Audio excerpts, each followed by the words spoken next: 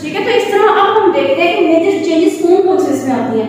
एक तो चेंजेस आते हैं क्रोमोसोमल चेंजेस, ठीक है, कि क्रोमोसोम के अंदर ये आपको डिस्टिंग्विश करता है, ये वाला पॉइंट क्रोमोसोम का, जो मियोसिस और माइटोसिस के दरमियान मेजर फर्क है वो इस पे आता है क्रोमोसोम के अंदर।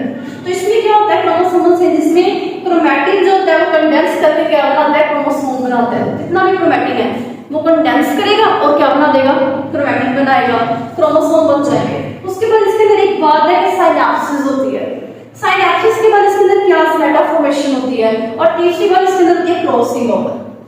अब हमने देखना है कि सारे के सारे क्या होते हैं। साइनेप्सिस का मतलब क्या होता है कि जब होमोलोगस क्रोमोसोम्स होते हैं अरेंज हो जाते हैं, एक साथ अरेंज होते हैं, उनके अरेंजमेंट को हम कहते हैं साइनेप्सिस, ठीक है। और जिस